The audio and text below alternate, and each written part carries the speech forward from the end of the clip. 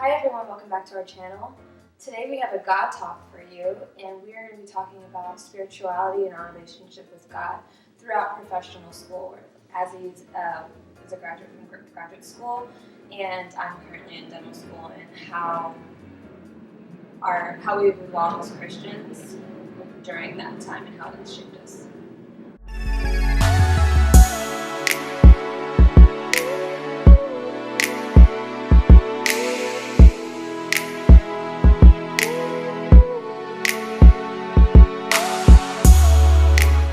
So a lot of you who have been following our channel already know I have just finished my first year of dental school, and of course, before that I was an undergrad, and I also did a post-baccalaureate program.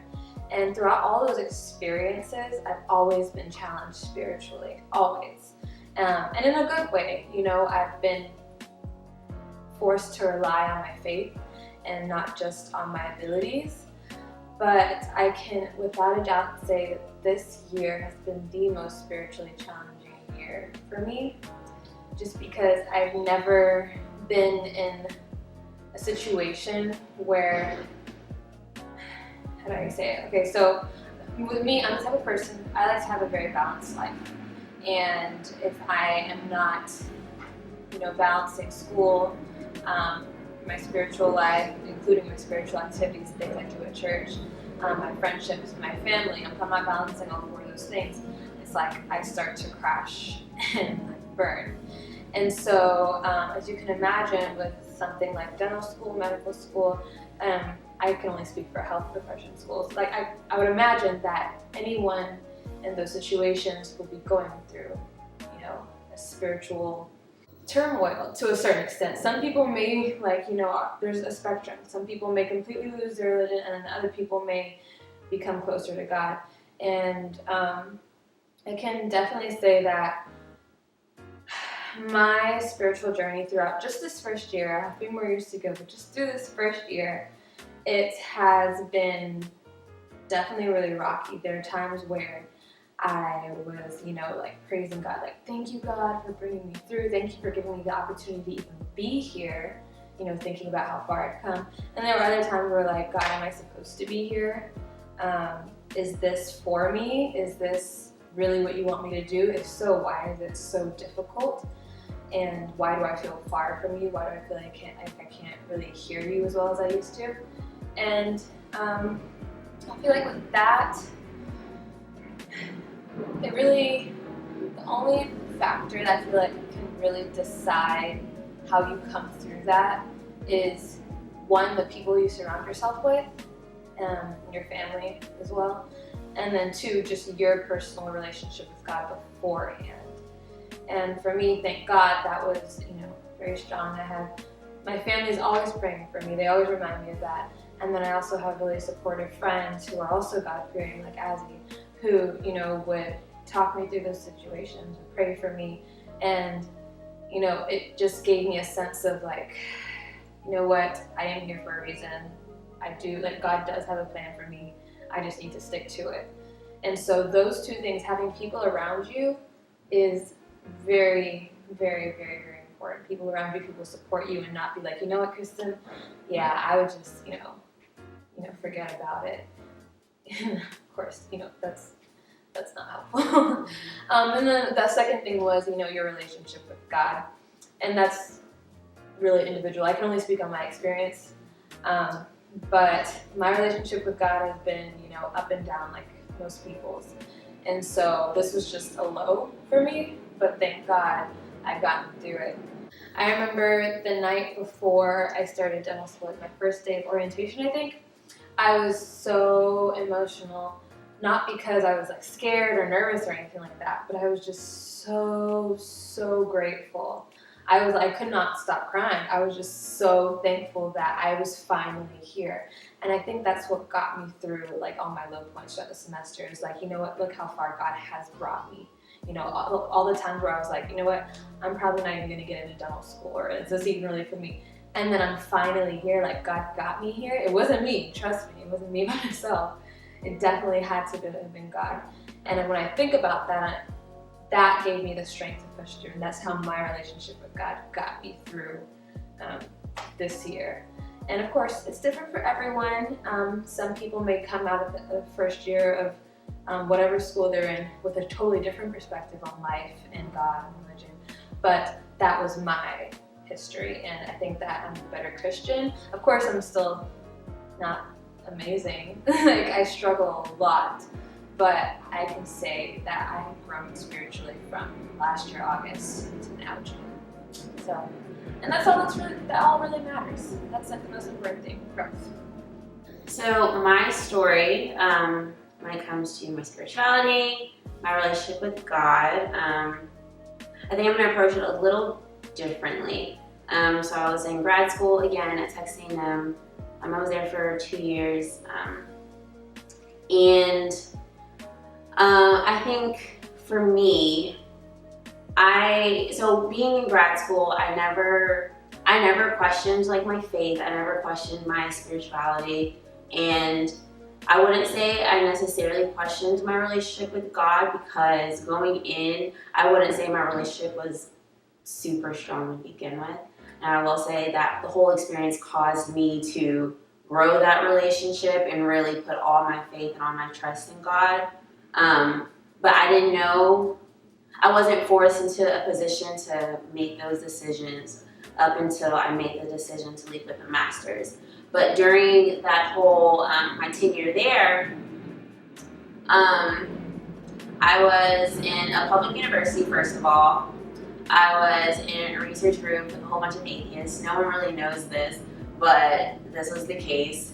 I never really found my Christian friend clique, especially like Adventists.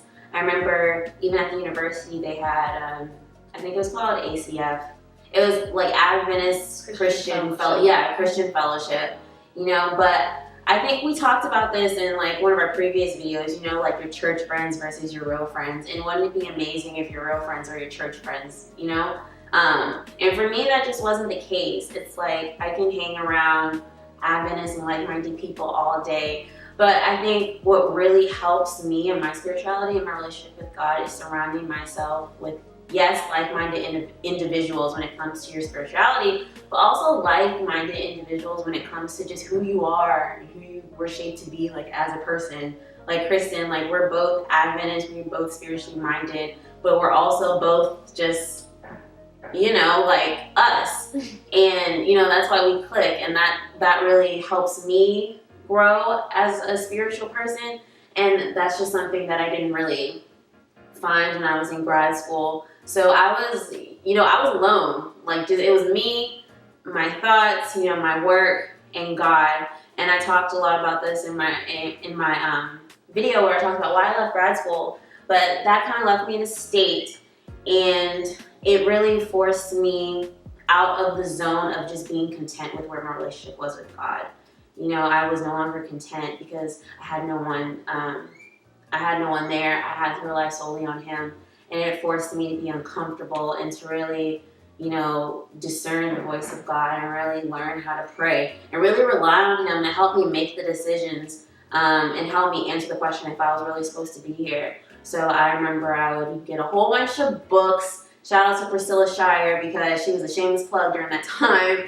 I got How to Discern the Voice of God, the book, like How to Pray, just all those things, because I had nothing else to kind of rely on. So for me, just being in an environment I think is a conducive environment is so beneficial for me. And I know it is for a lot of other people, where you have, you know, your prayer warriors next to you, you know, your spiritual friends, you know, where 2 or 3 are gathered, you know, there's the presence of the Lord. Like for me, that was so real, and not having that really forced me out of that comfort zone to develop that deeper, that more fervent relationship with God. So that was my experience during that process. And I wouldn't say that I'm at a point where, you know, I'm done growing, like it's all finished, I'm here, you know, I'm out of the depression and all that, because I'm not. You know, there's still this big question mark with, you know, God, what is my like, where are you leading me? Like in the end, like where am I supposed to go? So like that trusting process and putting my faith, like growing as a spiritual person. It's still all a process for me. I'm still on this journey, but I think that was the most spiritual growth I've really ever experienced in my life while in grad school. Okay, what would you say, so just pulling from your story, what would you say is the biggest thing that you learned about yourself and your spiritual life during your first year?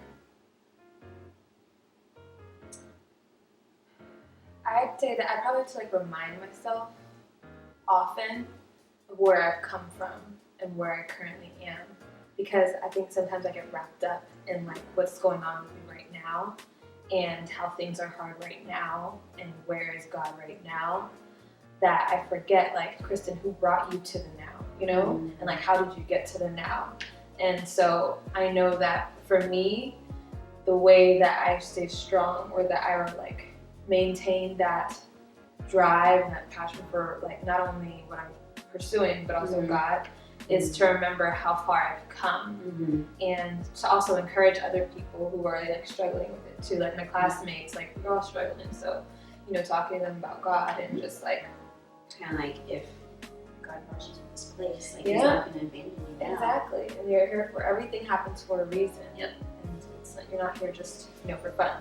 Yep.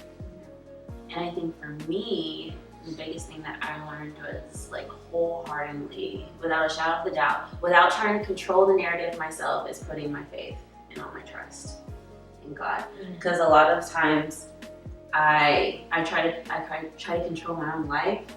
You know, I'm like, yeah, God, I trust you and everything like that, but like I'm gonna control it. Like I have a plan A, B, C, D, E, F, G, and everything. And I think just not knowing has never been a reality for me. Like ever. So coming to a place of not knowing and not even knowing where to turn, like just really made me put it all on the table, say, God, like, you know, just do what you do, and I'm gonna sit back and trust you wholeheartedly. When I've never been put in a situation where I had to. And that's when He does like the craziest things, because I had that period too, my senior year of college, where I literally had no idea what was going to happen next, and it was the most uncomfortable, like vulnerable feeling, and it's scary, especially for like me, who I was like, oh, I always knew what I wanted to do, but here I am, I still know what I have an idea, at least of what I want to do, but like, where's the means? There's no means, and like everything is looking really slim. Like the prospects looking really, and it's scary, it's terrifying. But like once you get through it and you look back, that's what I have to keep looking back on. Like, remember that one time when you were like scared out of your mind as to what I was going to do. People kept asking you, oh, so what? You know, what's next? And you like not having an answer. But then like once you get through that. You're like, okay, God, I trust you now. I'm sorry for doubting you. It's a good feeling. Thank you so much, guys, for watching this video. We hope you enjoyed our stories. You took a little nuggets here and there, and I hope whatever you're going through, that you just trust God throughout the process, that you remember where He brought you from. He is the same God yesterday, today, and tomorrow. So just keep that in the forefront of your mind. Thank you again for watching. Give this video a thumbs up. Subscribe to our channel, and come watch our next video. That was a weird ending, but yeah, we'll see you guys next time. Bye. I don't know where I was going with that. It's okay.